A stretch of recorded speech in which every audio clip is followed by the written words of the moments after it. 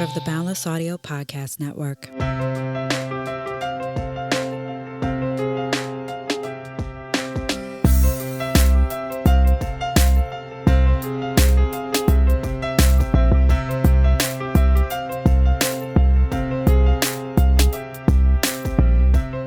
Hello, welcome to another episode of the Artist Pivot Podcast. I am your host, Ayanna Major-Bay, and I happen to be an actor, voiceover artist, mentor, and world traveler. This is a bi-weekly show featuring conversations about pivots and life lessons from the perspective of artists, those who work in and around the arts, and arts educators. Everyone possesses the ability to pivot. You just have to be reminded sometimes, and that is what I am here to do. To stay up to date and in the know about merchandise, exclusive content, and how to support the show, please subscribe to the newsletter at ayanabay.com/podcast. That's AYANABEY.com/podcast. And there is a link in the show notes. We'll get to this week's episode after a word from our sponsors.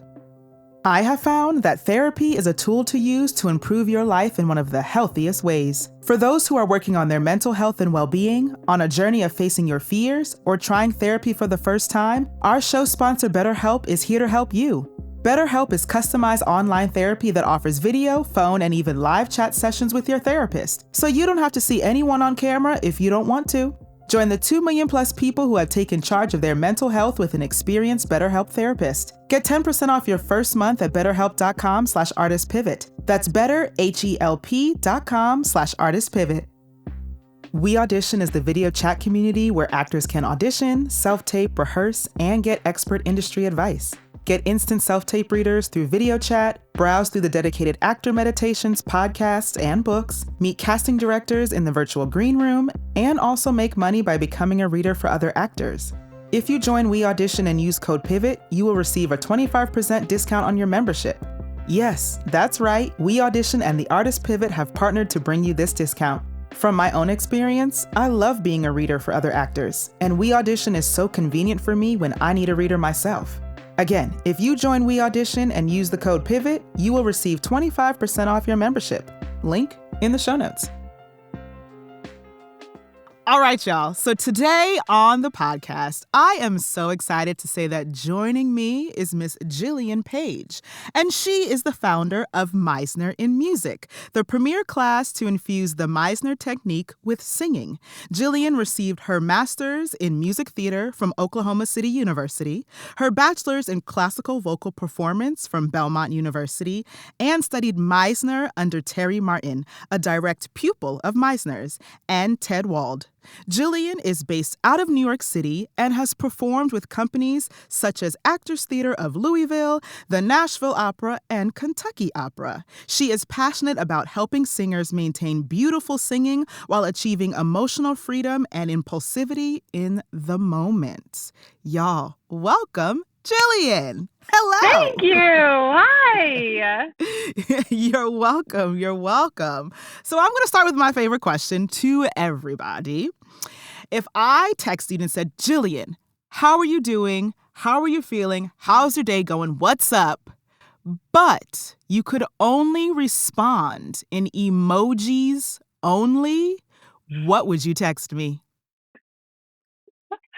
I would text you that emoji that has like a wiggly mouth and he has red cheeks and he's kind of like embarrassed and strung out. Okay. Yes. I know that one. I don't quite know what he's doing. Like, is he farting? Is he embarrassed? Is he irritated? I don't know, but I really like him. And I almost used it for something else today. So he's top of mind. And I feel that way. A little silly, a little spread thin, but overall just goofy. Yeah. Oh, that's good. Yes. Thank you. Thank you for that imaginary text. I appreciate that.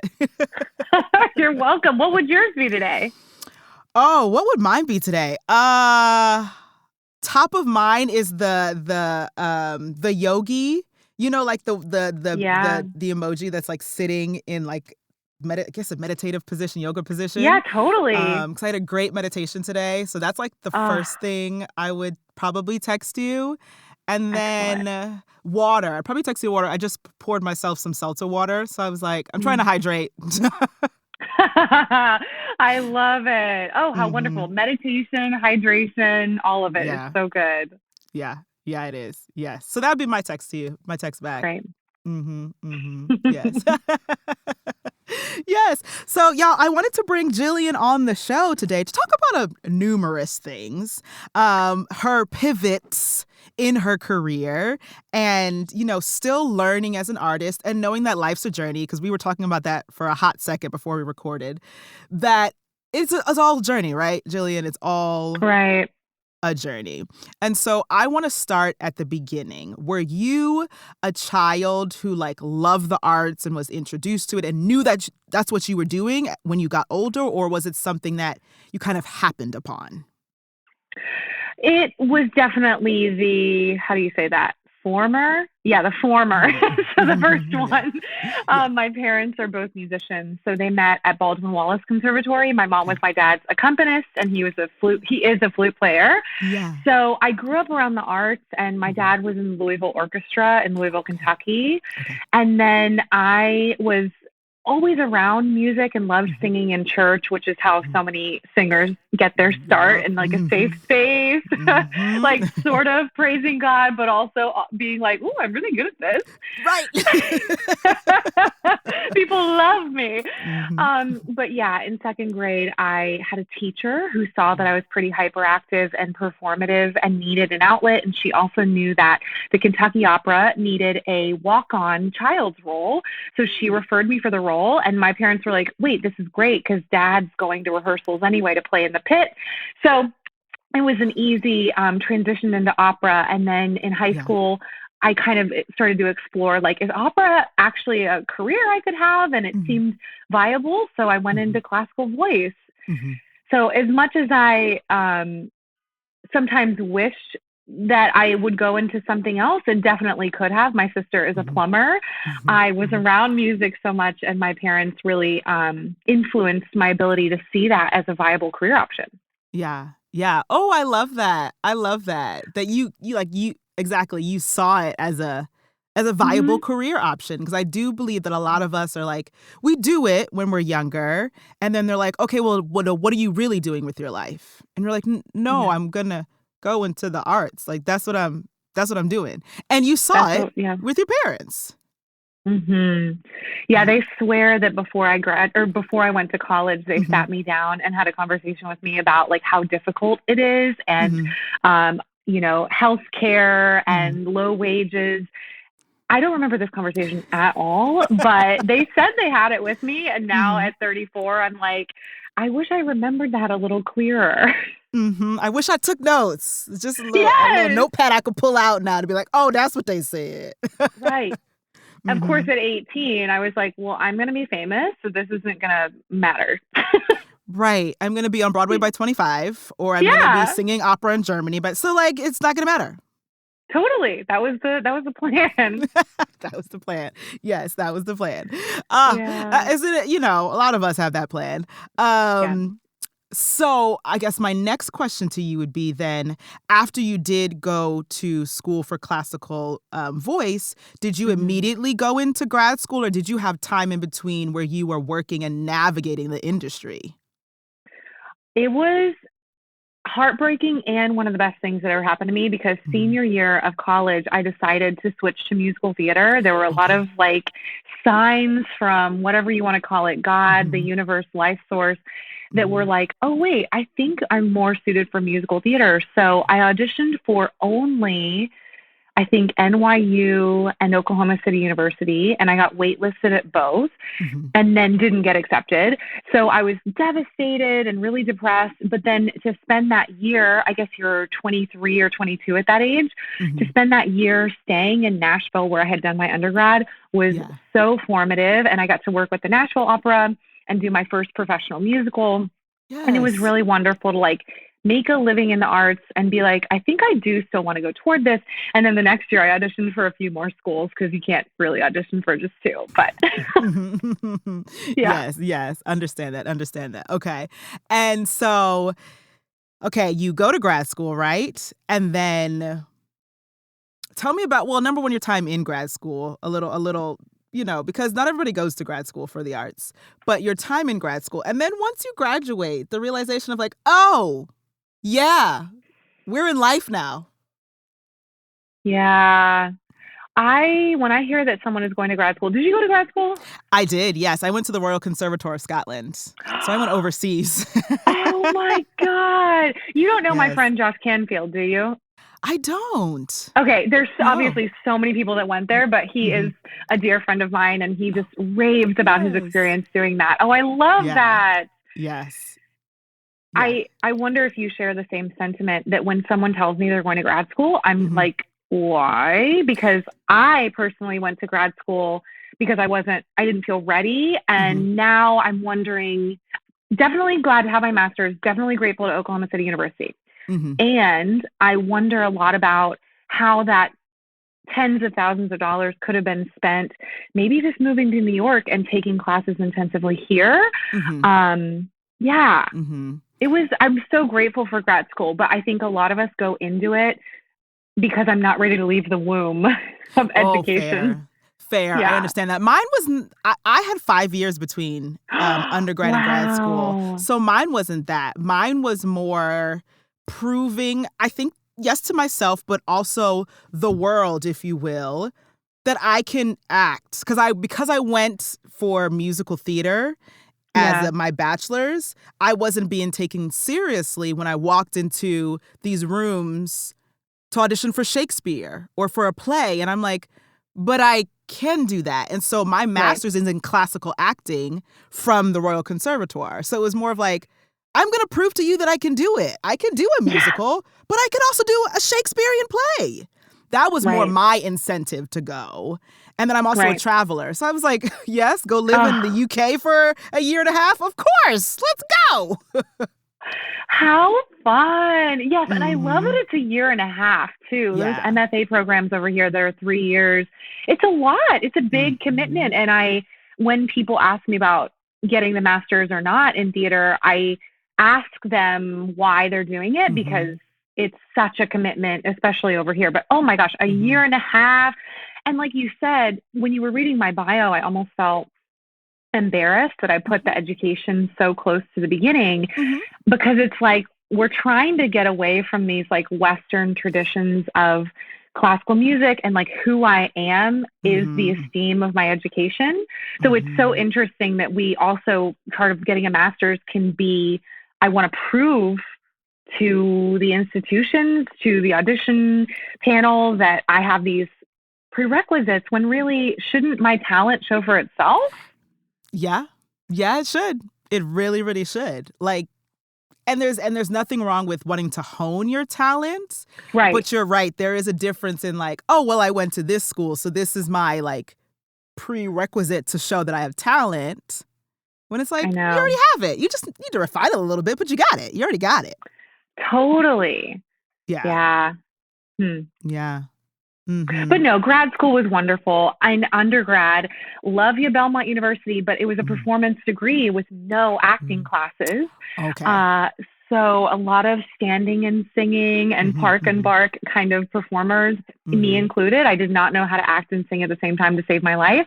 So Oklahoma City University really helped me hone that. And there was still a disconnect because so often as singers we're either in voice lessons or acting classes and very rarely left tools with which to put the two techniques together, acting and vocals. Yeah. So that was still a mystery to me leaving. But overall, grad school was just amazing. And then I actually met someone in grad school who was a dramatic tenor. His name was Michael Schaefer, and we fell in love. And we moved to Chicago. Yeah. Where I got cast like very quickly and was loving, oh my God, the Chicago theater scene. Have you performed in Chicago? I have not. No, I have not. So kind. They would eat you up. Yeah. Listen, you know what's keeping me from Chicago? The weather. I visited 3 times in the winter. I've actually never been in the summer. I've been in the winter 3 times. And I'm like, yeah, nah. You can't. And I'm sure everyone's told you it's so beautiful in the summer, but They have. the winter is not great. Brutal. I'm like, Yeah. if I could come and do theater in the summer, you got me. And then I'm coming back to Jersey. Yes. As you should. No, but it was great. And then we were dating at the time, like a year and a half, and he found like a sore on his tongue, and he was about to go to DePaul University for a master's in vocal performance, and it was cancer. Oh, no. And so we had to move back to Texas. I made the decision to move to Texas with him and be with him there for treatment. And he ended up passing like 11 days after we got married and had moved in together a month prior. So then I'm stranded in Dallas. And luckily the theater scene was pretty relatively inviting, a little cliquey in Dallas. But yeah, it was like navigating grief and recently graduating, and then also, being in a new theater and film and television scene all at the same time. It was a wild year, but so formative for sure. Yeah. Wow. Okay. So with that, Jillian, yes, for surviving that year. Thanks. You just, okay. So I guess my question would be, in that time, what is it that, in essence, helped you through all of pivot after pivot after change and like you being able to handle it, because you're still here, you're still standing, so you survived it. So my question is what was it that helped you? I mean, okay, I don't mean to sound hokey, but truly Meisner. I got into my first Meisner class, I believe Michael died in June, and I think my first Meisner class was in fall. So it was pretty shortly thereafter. Okay. And are you familiar with the Meisner technique at all? A little. It's like, repetition. So basically it's just like I'm focused on what's happening now at all times. Yeah. So it really helped me to sit with grief. But I will say, in addition to that, a lot of my grief was like a little bit toxic positivity, but I think humans are resilient in a lot of different ways. And sometimes that has to be toxically positive to get you through something like that. So it didn't really hit me until like a couple years later, but I would say Meisner, and then that sort of moxie of like, I got to get through this. You're just like, oh God, like I have no choice but to survive this. And then it kind of, for me, at least a couple years later, sank in. But I think maybe pure adrenaline and Meisner helped me that first year.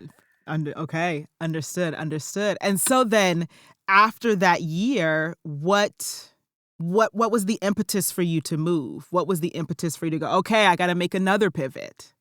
I read The Alchemist. Have you read The Alchemist? I have not. I've heard of it, but I have not read The Alchemist. It's short, it's breezy. I'm reading it again right now because I'm feeling another pivot coming on. And it's just like a metaphor, and what you read, what you get out of what you're reading is kind of like where you should go with that. So yeah, I truly just read The Alchemist, and I was like, I knew everything in my body and soul was like, you have to move to New York. Not even to like be on Broadway or be famous. I just felt in my bones that was the next right thing. And it was, I think. Yeah. And for those who don't live in New York or haven't experienced the New York scene, it is a lot more than that, like being on Broadway and being famous. It's about community. Like it's about, the city is buzzing with people who are like me. Like the creatives, the artists, like we out here. Yes. No one is in New York by accident. Like, no, you have to want to be in New York City. Otherwise, you might as well move. And that's kind of where I'm at right now. What part of Jersey are you in? I'm actually currently in South Jersey. So I'm about half an hour outside of Philadelphia. But I grew up born and raised in South Orange, New Jersey. So I lived my whole life out 30 minutes outside New York. Wow. So, yeah. Yeah. That area that you're in, it looks so interesting and great. And I'm, looking at It's all of it. beautiful down here. I give it that. It's beautiful. It's beautiful. But it's dry. Girl, What do you it's mean? dry. Like gig wise? So not necessarily gig wise, but I just like where things are happening.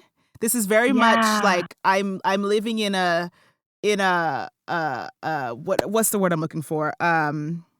A development that's very much families and young children. That's cute. I'm single and I want to go out with friends. So like it's just not my situation. That's why I say it's dry. And like Philly's close, it's half an hour, but it's not a convenient city for me. I have to drive. New York, when I lived in northern New Jersey, I took the train and it's 30 minutes. Oh my God. I'm in and out. Oh yeah, I'll meet you for drinks. Oh yeah, I'll meet you for dinner. Oh yeah, I'll go see a Broadway show with you. Philly is not that city. You have to plan. You have to so that's for me. That's why I say it's dry. Where I'm like, it's beautiful down. It's gorgeous. We have space. It's great. I love the trees. I love the fresh air. But socially, it gets a 1. Yes. That makes a lot of sense. You do not want to be around families when you're single and like trying to go out and be a part of a young community. Exactly.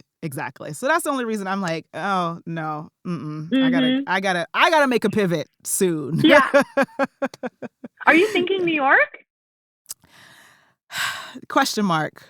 Okay. I don't think I'll never say never. So I can't even say that out of my mouth. But New Jersey, like I'm a Jersey girl, so I don't mind taking the train into the city. Like I've never really minded that. So like I would say closer to New York where I can hop on the train is very feasible is what I'm thinking about. Or I'm like, do I do another city? But like LA, man, I was out there like a month ago and I was like, this ain't my vibe. This ain't my vibe. Like I got friends out there. We chit-chatted, but I was like, it's not my vibe. People who love it. It's not for me. Yeah. And they, many would say that about New York too. Exactly.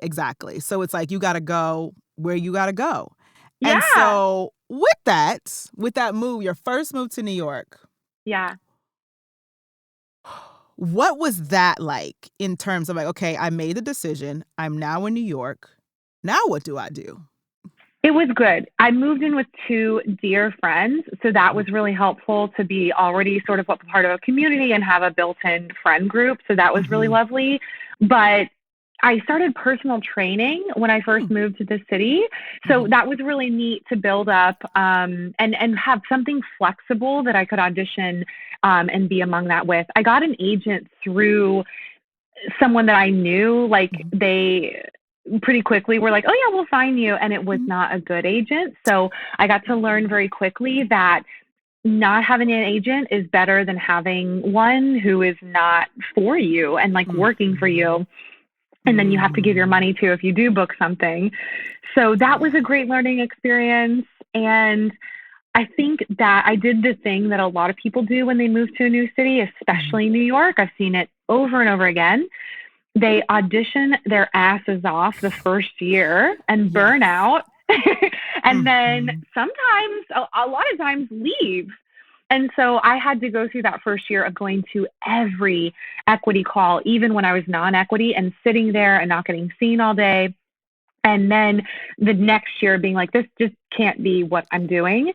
So that was a really good experience. But I think one that you just kind of have to go through. I remember a friend warning me, don't burn out on these auditions. And I was like, no, I'm here. I got to make the most of it. And yes, but also you don't want to lose steam. You are hitting the nail on the head. I'm literally talking to my mentee about that right now because she just graduated from NYU and quickly is realizing that this EPA life is exhausting. And it's exhausting for equity members like me, like now that I'm equity. But when I was non-union, I remember those days sitting there and you're trying to get seen. And you're just like, what am I doing this for? Yeah. Why? Pace yourself and go to what you're right for. There's also that. Go for what you are actually right for. don't waste your day. Yeah. And I have a dear person that I'm coaching right now. And they told me, we were talking about like, why isn't this working? Why are you going to all these auditions and you're not getting cast? Mm-hmm. And then they tell me they've only been going into the equity calls for off Broadway or Broadway that pays well. And I was like, oh, okay, well, here we found the issue. It's like you also kind of have to know where your market is now and then start there. And then we'll get you an agent. And then the casting directors will get to know you and the bigger rooms will make sense. Exactly. Yeah, that's it. It's, you kind of have to audition for all of it. I mean, I remember auditioning for all of it, from Broadway down to the regional theater.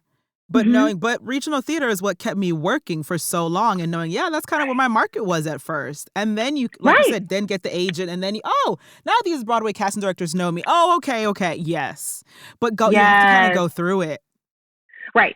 Yeah. You're like, you're that person, the star to be in Annie. You're like, $3, 2 bags, 1 me. Like, I've got to make it in New York City. Yes.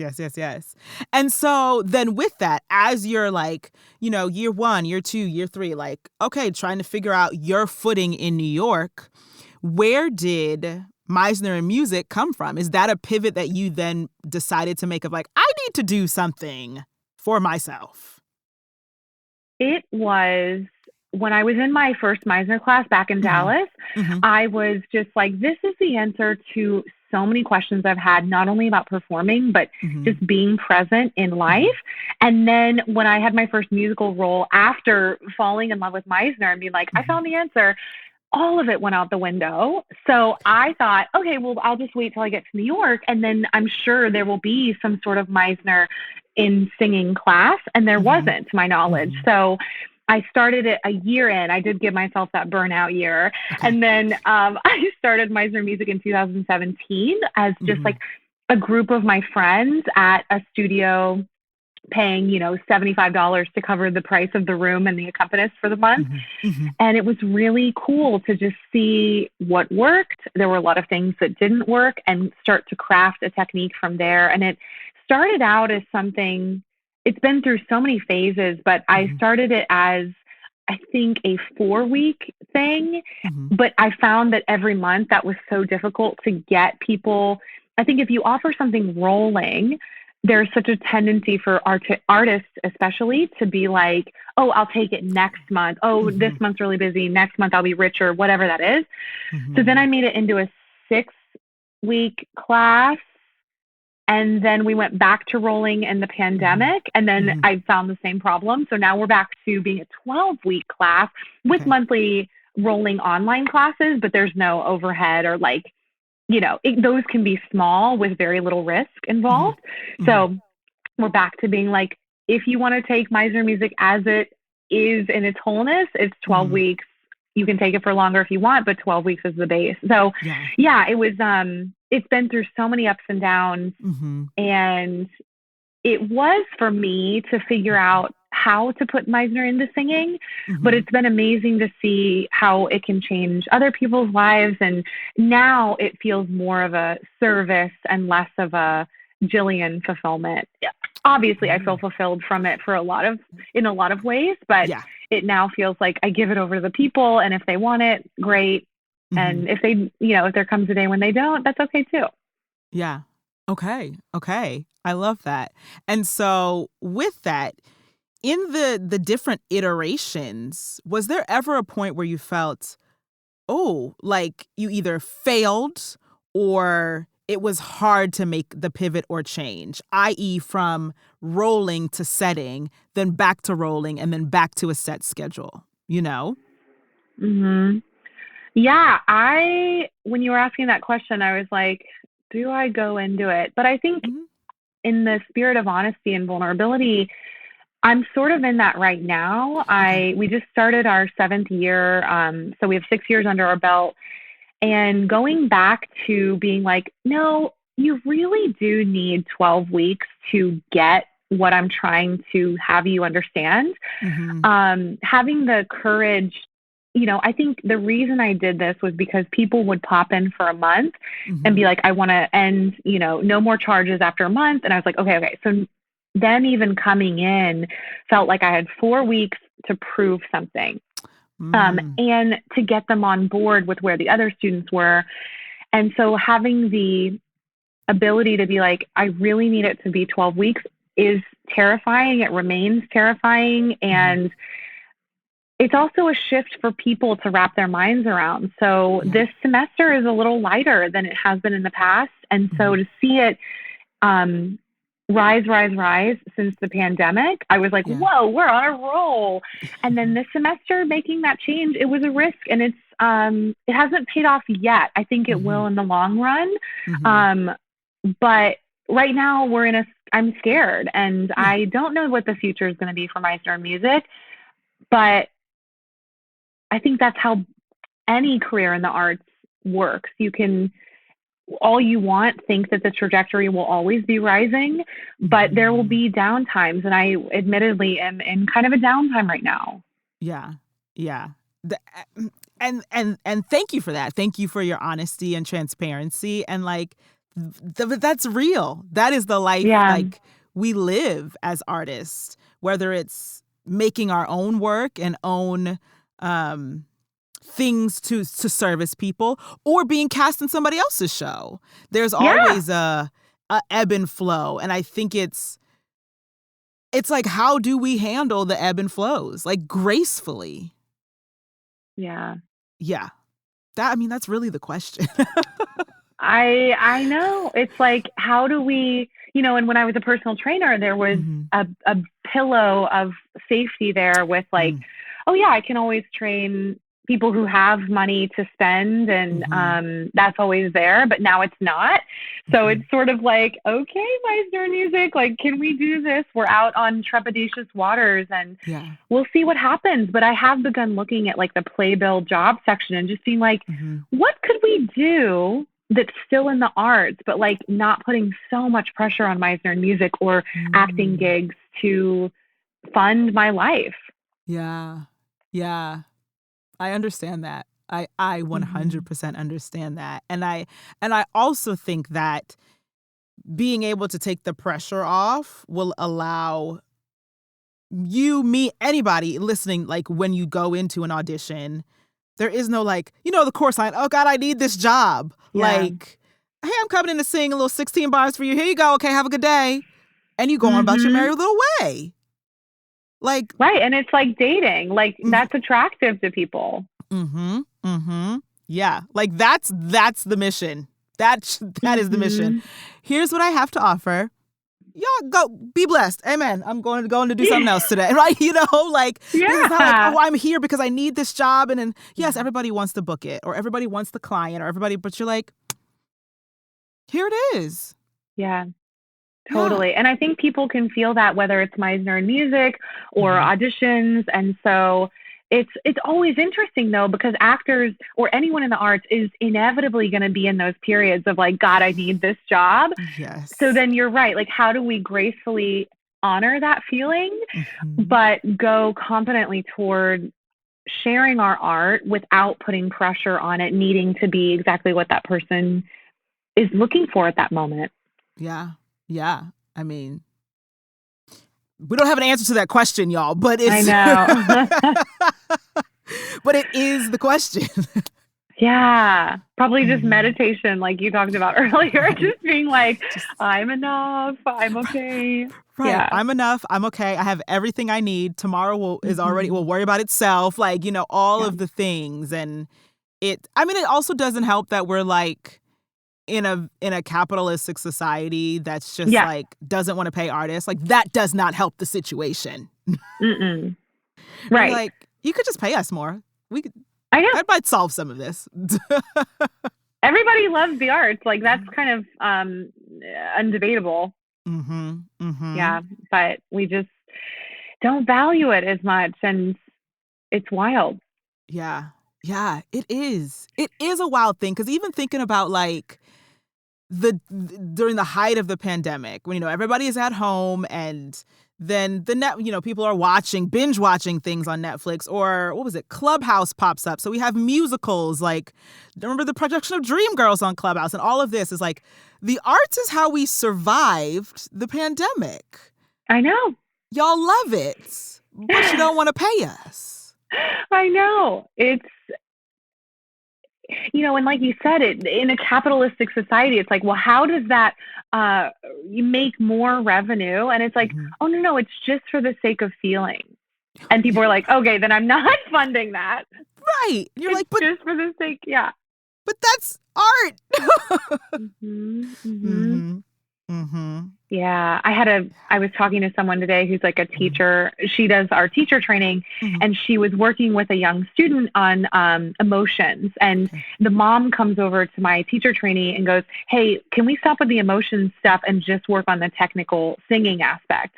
And she was like, oh, but it's connected. Like, give me just a minute, because it is connected to the singing. And I think in a similar way, how a capitalistic society is like, we want something that creates revenue. It's like, no, the arts will help you create more revenue. All of us will be better for it, but the connection is sometimes not made.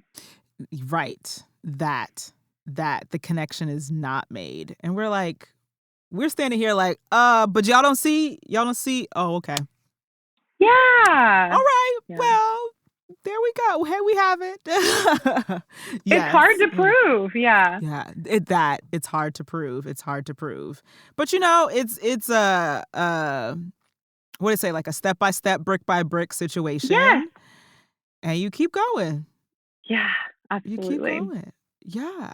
So my next question to you would actually be, is there, a nugget of wisdom that you can share, or even if it's something that you're still learning or something you have learned, to other artists who are like looking to pivot, but also, like, it's hard when you're like, I'm making a decision to go like do this with my career, and then all of the doubt sets in, the fear, all of the above. But what would be your like nugget of wisdom? I think something that doesn't get talked enough about are the economics of it and finances. So in every pivot that I did, the move to New York, not the Dallas move, that was unexpected, and my parents definitely helped me make that one. But the one to New York, the one from personal training to Meisner Music being full-time, I made sure that there was like a financial cushion, and that with personal training and Meisner Music, I didn't just cut personal training out. It was a really gradual thing. Yeah. And I think we just got to make sure that, as you and I just talked about, there's not so much pressure on the new thing that you're pivoting to succeed. Yeah. You want to make sure that whatever that is, a lump sum of money or a backup plan or a day job that supplements you while you're getting your wheels turning, that there is something that allows you to find your groove without forcing it. Oh, yeah. Oh, I like that. Finding your groove without forcing it. That might be the title of this episode. Love that. Oh, yes. Yes, I love that. But you know what? That isn't actually talked about. Because I remember, like, I would go back and tell 20-year-old Ayana, like, you should, like, build yourself a cushion. Like, I know you want to, like, I'm going to do this now, and I'm going to do that, and I'm going to build yourself a little cushion so that you don't have to, like, flyer in New York. Like, I lasted 2 months, that flyering job in Times Square. It's the worst thing. That's awful. It was terrible. Were people just like ignoring you, or did they, probably worse would be not ignore you? Like, did they harass you? Both. Because it was for the company. I'm not going to mention them, but I had to dress up in like costume. So like one day I was a rockette. So like I had on like tights and like a raincoat and the flowers. And then one day I was like from Chicago. So I had the red tights on with a leotard and a blazer. And like, so yeah, I got ignored or I got harassed. Oof. And I was like, yeah, I can't do this. But again, it's like, you got to build yourself a cushion. So I think it's that of like, don't put so much pressure on the new thing to succeed that you're just like, the bottom falls out. And you're like, oh my goodness, I have to go find something. And going back to that burnout year that so many people have, watch it with the day jobs. I think I've seen a bunch of people get involved. So if you can find something like teaching or training or something specialized where you can make more money than minimum wage per hour to supplement your art, that's the way to go. Because conversely to what I was just saying, like have something to cushion you, you also want to make sure that you don't get too engulfed by the day job and lose sight of the art. But I think both can contribute to one another with, having us lose track of like what I really am here to do. Oh, that of not losing track of what you're there to do. And it's very easy. Yes. To do that. It's very easy. And like, I think it's about finding balance again. Like, how do I balance? Okay, I have to make money, but then I also have to pursue what I want. So how can I do both without, like you said, letting the day job take over? And I've heard people, done bartending and different gigs, like that's tiring. Or like I was a tour guide once, which is a job I actually really liked. And however, it was for Radio City Music Hall. I will mention them because I actually really liked that job. The problem was my voice started to go. Yeah. And I wasn't available for auditions because I would do 3 to 4 2-hour tours a day. And if I did that 3 days in a row and then I'm like, oh, okay, Thursday and Friday I'm going to audition, I didn't have a voice. Awful. And so that's why I had to quit. I was like, my boss would he's like, if you like, let me know at least like a couple days in advance, I'll get another tour guide to replace you. That wasn't the problem. It was literally the taxing on my voice. And I was like, I can't do this job. Right. I'm trying to go audition for theater. It's wild. Yeah. And I've had people in the fitness world, same thing, like group fitness classes where they injure themselves or they injure their voices. Like we got to be careful with so much, but also make the money to be able to go to the auditions. It's a lot. I feel like nannying's a good one. Just anything personal assistant, something that's like chill, flexible, voice teaching. Yeah. Something where like, you get to honor yourself, but make enough money to sustain this thing that you love doing. Right. And even nowadays, I'm like, can I bring my computer? Like, I don't want to leave my house. Like, can I do it online? I want to bring my computer on my lap and like sit in an audition or something, Yes. Yeah. Absolutely. Yeah. Oh, yes. But listen, I do believe everybody will find their version. And if they want to, because I know we were talking earlier, some people are like, you know what? Don't think New York's for me. And I also to honor that. Yes, absolutely. I remember in the pandemic, it was so funny. There was someone that I knew who made a Facebook post about how many people were moving away in the pandemic. It's like, yeah, of course we're going to move away from, I didn't, but like other people were like, of course I'm going to move away from New York. Like I got to go live with my parents. I'm not making money. So this person made a derogatory Facebook post being like, I'm so proud of myself for staying in the city.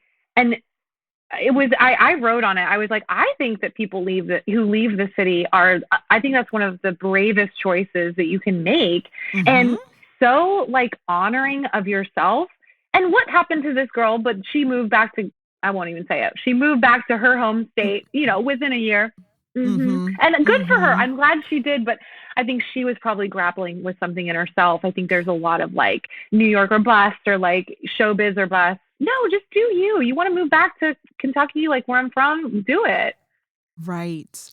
Oh, there's a lot of that as well. Of like the shame of like, oh, I didn't make it in. No, what? You did the thing. You did the thing. And now you're moving on to something else. Good for you. Yeah. Yeah, I feel, especially in this pivot that I'm in right now, I'm thinking about maybe calling it and getting a job that has a salary and that's like a little more demanding, and maybe art has to take a back seat. But in that, I'm like, I'm so glad that I don't have to look back on my life and go, what if I really gave it my all with performing? Or what if I really went headfirst into developing Meisner music? I did it. And maybe this is the end of that chapter. And I'm so grateful that I got the opportunity to try it. Mm-hmm. Mm-hmm. Yeah. Yeah. Oof. Yeah. But then that's also heavy. That's also like I'm making the decision and I'm terrified. But and you're the only one who can decide this for yourself. It's like, no, like that's what I need. And again, you're like, but I did the thing. I did it. Like I pursued a career and then I developed Meisner and like I did it. You can say it's done. Yeah. Oh, And that's that's so beautiful. Yeah. You know, Right. and I think unfortunately I can't even say society as a whole. I definitely think our parents' generation, and still some in our generation, are like, you pick one thing and then you do that for the rest of your life. And that's just not feasible. It's No, just not anymore. not feasible. Why? But why would you want to do just one thing with your life? There's also that. Right. Retire and then, potentially get a disease that takes you out right after you retire. Like, no, I'd rather love it now. And then we'll retire and be like, what a full life. And I pivoted a lot or whatever the case was. Mm-hmm. Mm-hmm. Oh, I love that. Yes, a full life. Like that. Yeah, like that's it. A full life. And that's going to involve pivots and changes and going, oh my gosh, I don't know what I'm doing, but I'm doing it. Yeah. Yes. Yes. Jillian, thank you so much for sharing. Oh, thank you for having me. You are such a wonderful spirit and conversationalist. This was really healing for me. Thank you. Oh, thank you. I received that. And you're so very welcome. You're so very welcome. Before I let you go, I got two more things. One, where can everybody find you out here on the interwebs? Meisner in Music on every social. So it's MEISNER in music. And then meisnerinmusic.com. So that's always me. There's no like assistant running the Instagram. Okay. It is Jillian. So if you want to DM me or anything, I'll be there. And then Jillian Paige on socials and jillianpaige.com. Okay, sounds good. Everybody, I will put that in the show notes so it's clickable and you can reach Jillian if you need to. And I must say to you that I acknowledge you, I celebrate you, and I uplift you. Thank you, Ayana. You're very welcome. You're very welcome. Thanks for joining me. I hope you have been informed and inspired by this week's episode. Make sure to hit the subscribe button to be notified when new episodes are out. To stay up to date and in the know about merchandise, exclusive content, and how to support the show, please subscribe to the newsletter at ayanabay.com/podcast. That's AYANABEY.com/podcast. And there's a link in the show notes. This show's executive producer is Ayana Major Bay, and editor is Kieran Niemand. Thank you for tuning in, and I'll speak to you soon.